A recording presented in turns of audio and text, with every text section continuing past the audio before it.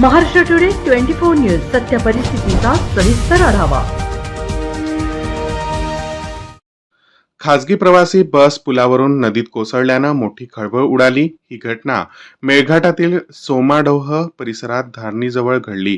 या अपघातात तब्बल 6 प्रवाशांचा मृत्यू झाल्याची माहिती सूत्रांनी दिली आहे। बसमधून शिक्षक आणि शाळेतील कर्मचारी प्रवास करत असल्याची माहिती घटनास्थळावरील नागरिकांनी दिली आहे। या बसमधील अनेक प्रवाशांना मोठी दुखापत झाल्यानं घटनास्थळी बचाव कार्य सुरू आहे। मृत आणि जखमींमध्ये शासकीय कर्मचारी अधिक शनिवारी आणि रविवारी सुट्टी असल्यामुळे धारणी, हरिसाल, सेमाडोह या ठिकाणी शासकीय सेवेत असणारे अनेक कर्मचारी शुक्रवारी अमरावतीला आले। आज आठवड्याचा पहिला दिवस असल्यानं सोमवारी सकाळी अमरावतीतून ही खासगी बस सुमारे 55 ते 60 प्रवाशांना घेऊन धारणीकडे निघाली होती।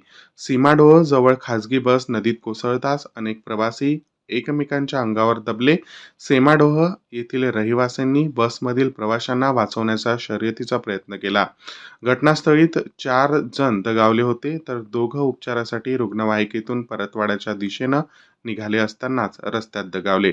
या घटनेमुळे अमरावती शहरात देखील खळबळ उडाली असून या बसमध्ये असणाऱ्या मृत आणि जखमी प्रवाशांच्या नातेवाईकांनी परतवाड्याच्या दिशेने धाव घेतली। या अपघातात 50 जण गंभीर जखमी आहेत। खासगी बस कोसळली नदीत। ही खासगी बस अमरावतीहून धारणीला निघाली होती।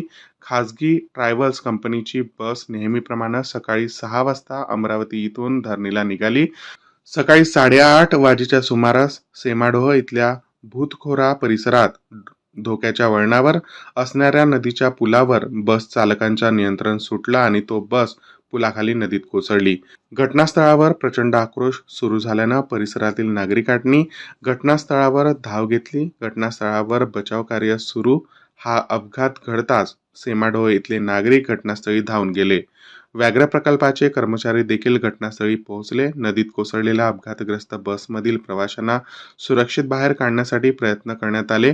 या अपघाताची माहिती परतवाडा, चिखलदरा आणि धारणी पोलिसांना देण्यात आली। या तिन्ही शहरातून बचाव पथक अपघातस्थळी रवाना झाल्याची माहिती सूत्रांनी दिली आहे। महाराष्ट्र टुडे मराठीसाठी ब्युरो रिपोर्ट अब्दुल शकीफ, अमरावती। आजच महाराष्ट्र टुडे 24 न्यूजला सबस्क्राईब करा आणि सत्य परिस्थितीचा सविस्तर आढावा पहा।